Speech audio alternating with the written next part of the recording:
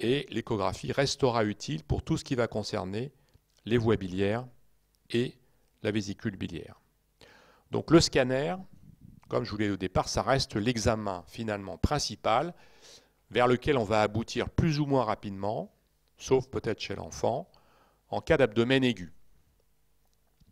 Le scanner va permettre de faire le diagnostic positif de l'appendicite, de la diverticulite, qu'elle soit sigmoïdienne ou colique, de la présence d'une occlusion, donc comme l'ASP, mais va nettement préciser les données retrouvées sur l'ASP, de l'existence d'une perforation, la présence d'une ischémie digestive. On verra qu'on pratique le scanner sans et avec injection, et donc on pourra voir si éventuellement une paroi digestive est mal imprégnée de produits de contraste, donc reste ce qu'on appelle ischémique. Et puis en cas de traumatisme, en particulier fermé de l'abdomen, le scanner va nous montrer la contusion d'un organe. Donc on pratique toujours un passage avant injection. Systématiquement, on fait ce qu'on appelle un scanner abdominopelvien en urgence. On fait un passage sans injection qui va permettre de retrouver la présence de calcification, donc vésiculaire, appendiculaire, voire rénale. Donc c'est un passage très important pour le diagnostic. Et puis on fera un passage avec injection de produit de contraste iodé pour voir comment le tube digestif ses parois vont s'imprégner de produits de contraste et comment, de façon plus générale, est l'anatomie ou la situation de ce qu'on appelle une occlusion. Alors on peut utiliser ce qu'on appelle le balisage digestif, c'est-à-dire on fait absorber au patient, si c'est possible, de l'eau, voire du produit de contraste, ou par voie haute ou par voie basse, mais ce n'est pas une règle générale. En urgence, en règle générale, on fait un passage sans injection et avec injection par voie intraveineuse. Donc le premier diagnostic que souvent on est amené à faire en urgence, c'est le diagnostic de l'appendicite. Donc l'appendicite, ça répond évidemment à des données cliniques importantes. Vous avez la douleur du McBurney, la présence de fièvre, la présence de troubles digestifs, d'un syndrome diarrhéique, d'une hyperleucocytose. Donc il est important que l'urgentiste qui a reçu un patient suspect d'appendicite ait procédé évidemment à un examen complet de l'abdomen, qui ne demande pas une appendicite si on se retrouve avec une cicatrice évidemment de McBurney, ce qui veut dire que l'appendice a déjà été resséqué. Ça peut arriver. Donc la clinique c'est important et le scanner va préciser le diagnostic d'appendicite et va souvent faire le diagnostic.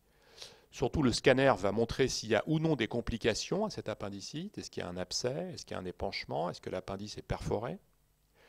Et les signes que l'on va retrouver, eh bien, c'est l'épaississement de la paroi appendiculaire, qui va dépasser donc 3 mm, l'épaississement global du calibre de l'appendice, qui dépasse 6 mm.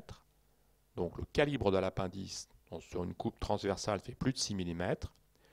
Et ce qu'on retrouve dans l'appendicite, on va dire simple, c'est ce qu'on appelle une densification de la graisse périappendiculaire. Donc vous savez, dans l'abdomen, dans le péritoine, il y a de la graisse, et il y a une densification de la graisse autour de l'appendice. Ça veut dire qu'on n'est plus dans une densité graisseuse pure, il y a également de l'œdème autour, une réaction inflammatoire, ce qui fait que cette graisse est en quelque sorte moins hypodense qu'elle ne l'est à l'état normal, elle est plus dense.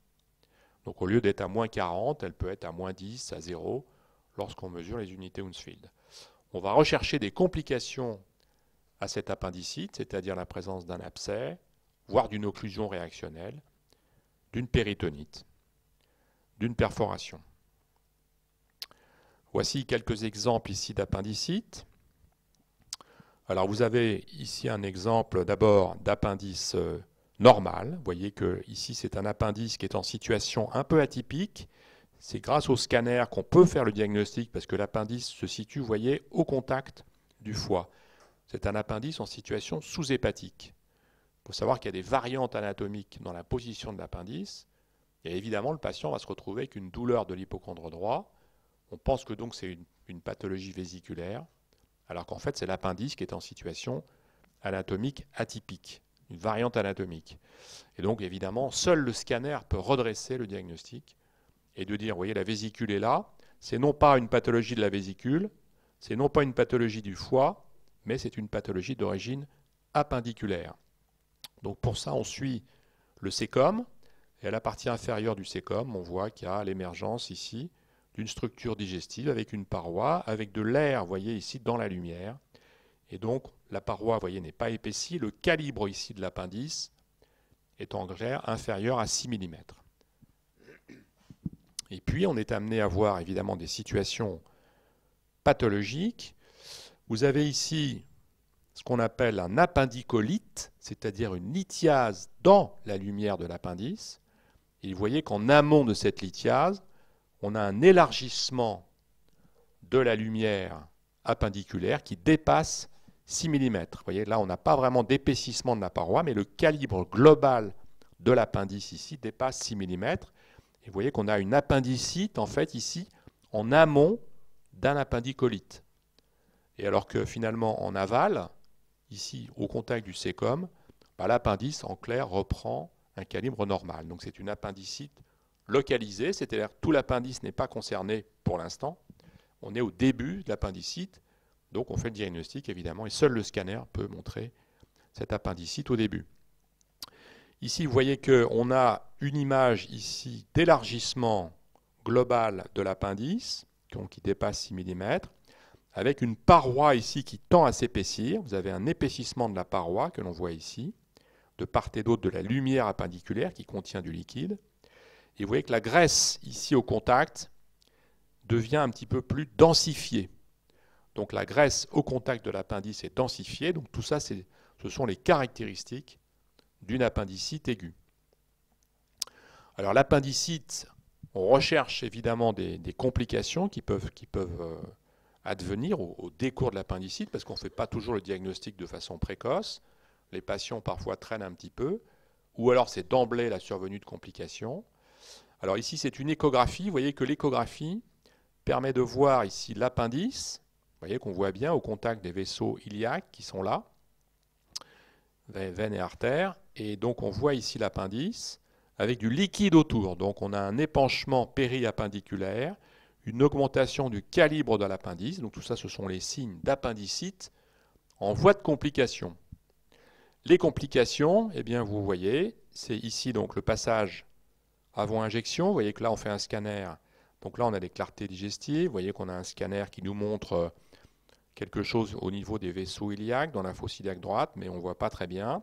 Et puis on pratique l'injection, et donc on voit ici qu'on a un épaississement de la paroi appendiculaire, cette structure tubulée qui est appendue à la partie inférieure du cécom. Il y a un épaississement de la paroi et un élargissement global ici de l'appendice. Eh bien, les complications, c'est, vous voyez, cette structure appendiculaire, elle descend ici dans le pelvis, ça c'est la vessie, et puis dans le cul-de-sac de Douglas, en avant du rectum, en arrière ici de l'utérus chez cette femme, on s'aperçoit qu'il y a un épanchement, vous voyez, ici au niveau du cul-de-sac de Douglas, en avant c'est la vessie, ici il n'y a pas de raison d'avoir du liquide entre l'utérus et le rectum, c'est ce qu'on appelle un abcès du Douglas. Quand on fait un toucher rectal, le patient a évidemment très mal. Donc la complication de l'appendicite, c'est la survenue d'une infection péritonéale et la survenue donc d'abcès, d'abord autour de l'appendice et puis un petit peu à distance ici au niveau du cul-de-sac de Douglas. Donc là vous avez le diagnostic de l'appendicite et le diagnostic des complications de l'appendicite avec la présence d'un abcès. Autre exemple ici, vous avez, voyez, une appendicite ici avec une paroi épaisse et une densification de la graisse autour, donc témoignant d'une appendicite, que l'on voit ici, captant le contraste après injection. D'autres signes ici d'appendicite, où l'on retrouve des images ici au niveau, vous voyez que là c'est en situation également un peu inhabituelle, on est en situation qu'on appelle rétrocécale, donc le cécom est là. Normalement, l'appendice devrait se trouver vers les vaisseaux iliaques, vers le pelvis. Et dans une situation rétrocécale, vous voyez qu'il est entre le muscle psoas ici et les muscles grand obliques de l'abdomen. Et donc, on a cette image tubulée qui prend le contraste et qui est associée autour à un épanchement qu'on retrouve ici. Vous voyez, il y a un épanchement autour de cette structure tubulée qui prend le contraste. Eh bien, c'est un signe d'appendicite avec un épanchement péritonéal. Et ici, on a de nouveau une image de collection en arrière de la vessie, entre ici le rectum et donc les vésicules séminales chez l'homme, ce qui correspond à la présence d'un abcès péritonéal, donc complication d'une appendicite. D'autres signes d'appendicite aiguë, élargissement global du calibre, densification et épaississement de la paroi, épanchement périappendiculaire, que l'on a ici, une densification de la paroi, avec la présence d'air ici en situation extradigestive, ce qui témoigne déjà d'une perforation appendiculaire. À nouveau, vous avez ici des structures aériques, vous voyez des bulles d'air en situation extradigestive. Ça veut dire qu'on a ici un appendice qui s'est perforé, et donc on a une péritonite appendiculaire, complication de l'appendicite. Les autres pathologies donc, de l'abdomen qui sont les plus fréquentes, on commence par l'appendice évidemment, qui est le plus classique, le plus fréquent, survenant chez des patients un peu plus âgés, c'est ce qu'on appelle la diverticulite aiguë. Donc la diverticulite aiguë, eh bien, c'est toujours la survenue d'un épaississement de la paroi du tube digestif, voire ce qu'on appelle une sténose, donc il y a épaississement de la paroi et réduction de la lumière du tube digestif, donc il y a parfois ce qu'on appelle une occlusion en amont. Il y a la présence d'une densification de la graisse, donc ça c'est des complications finalement assez logiques d'une inflammation et d'une infection d'un diverticule, donc au niveau du côlon sigmoïde, avec la survenue donc de collection, de densification de la graisse, d'abcès et voire même de perforation avec pneumopéritoine. Donc vous voyez toutes les complications de la diverticulite sigmoïdienne peuvent amener éventuellement l'occlusion, l'abcès, la perforation. Le scanner est évidemment un élément très important pour faire le diagnostic et pour envisager les traitements. Ces traitements peuvent être donc le traitement conservateur, voire ce qu'on appelle on met en place un drainage percutané ou drainage chirurgical ou ablation du côlon sigmoïde. Donc on va évidemment vers le geste chirurgical, on essaie de ralentir la progression vers le geste chirurgical. Et puis on doit faire quand même, grâce au scanner, qui est l'examen qui va faire le diagnostic de diverticulite sigmoïdienne, des diagnostics différentiels. Par exemple, le diverticule, il peut être au niveau du côlon droit. C'est plus rare, mais c'est possible. Et donc, au niveau du côlon droit, vous voyez, on a une image diverticulaire qui est cette image d'addition sur la paroi ici du côlon droit, avec une densification de sa paroi, un épanchement et une densification de la graisse autour, et un élargissement global de son calibre. Donc ça, c'est une diverticulite du côlon droit, évidemment, qui va se présenter comme une appendicite. À gauche, en revanche, au niveau du côlon sigmoïde, on peut avoir parfois une densification ici, vous voyez, un épaississement pariétal important avec un obstacle en amont qui est lié non pas à une diverticulite, mais parfois à un cancer du côlon. Donc, le scanner peut permettre de rétablir le diagnostic et la localisation de la pathologie. Ça, c'est typiquement la sigmoïdite diverticulaire. Vous avez ici la présence de quelques éléments diverticulaires. Vous avez un épaississement ici important de la paroi du côlon sigmoïde et une densification de la graisse autour avec ces fines travées, vous voyez, de densification qui vont dans la graisse péritonéale, un épanchement ici, une petite suffusion au contact. C'est typiquement ça, une sigmoïdite diverticulaire non compliquée. Le scanner dit sigmoïdite diverticulaire non compliquée. Donc on va pouvoir mettre en œuvre ce qu'on appelle un traitement conservateur, c'est-à-dire antibiothérapie et surveillance. Si on a affaire à une sigmoïdite compliquée, c'est là qu'on peut envisager éventuellement de procéder à un geste chirurgical pour l'ablation. Quelques exemples ici. Vous avez donc, vous voyez, des diverticules, ce sont ces images d'addition ici, sur la paroi du côlon et du côlon sigmoïde. Vous avez les ostrations, vous voyez qu'on a fait une opacification par voie basse, donc vous avez du produit de contraste dans la lumière ici du côlon et du côlon sigmoïde, et une image d'addition ici qui correspond à un diverticule. Vous voyez qu'ici on repasse par le côlon sigmoïde, on a des diverticules et une image de densification de la graisse avec une image de réduction du calibre de la lumière. Vous voyez qu'ici on a une bulle d'air en situation extradigestive. Ici, vous avez la lumière du tube digestif qui est opacifiée grâce au produit de contraste. Et on a une bulle d'air en situation extradigestive que l'on retrouve ici, rectum et côlon sigmoïde, avec de l'air ici, dans la graisse intrapéritonéale. Ça veut dire que c'est une diverticulite qui s'est compliquée déjà, avec de l'air en situation extradigestive, avec une densification de la graisse. Il n'y a pas encore d'abcès organisé, et donc on peut proposer malgré tout chez ce patient un traitement par antibiothérapie. Ça, c'est un point important du scanner qui fait le diagnostic et qui ensuite peut indiquer éventuellement de faire un traitement, ce qu'on appelle conservateur ou un traitement chirurgical. Dans l'évolution de la diverticulite, on retrouve ici le côlon sigmoïde et vous avez des images, vous voyez, d'abcès, c'est-à-dire on a de l'air avec du liquide en dessous, donc une image de niveau, cette fois-ci, au contact d'une structure sigmoïdienne. Vous voyez, vous avez les diverticules ici, vous voyez les ostrations, l'épaississement pariétal, et puis c'est formé un abcès au contact du sigmoïde.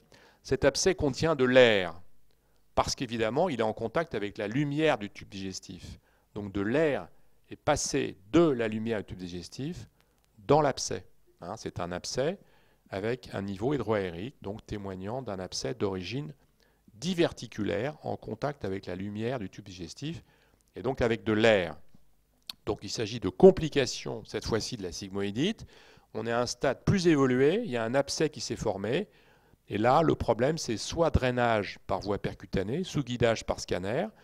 On met le patient comme ça en décubitus et on met un drain dans cette poche. On met le patient sous antibiotiques en sachant qu'on fait passer un cap au patient et qu'ensuite le chirurgien sera amené à intervenir. Parfois, ce n'est pas possible et donc c'est la chirurgie d'emblée dans des conditions qui ne sont pas optimales parce que c'est une infection du péritoine, il y a des abcès, il y a du sepsis et donc le patient va se retrouver avec un côlon, donc une poche colique à la peau, ce qu'on appelle une colostomie. Il n'y aura pas de rétablissement d'emblée de ce qu'on appelle la continuité. Donc le patient va se retrouver pendant 2-3 mois avec une colostomie, c'est-à-dire une poche pour évacuer les matières. Donc la diverticulite, c'est l'épaississement pariétal, c'est l'hyperdensité de la graisse péridigestive. Il faut évoquer le cancer du côlon et ne pas le rater, bien entendu, mais la diverticulite aiguë, c'est vraiment un diagnostic très facile au scanner.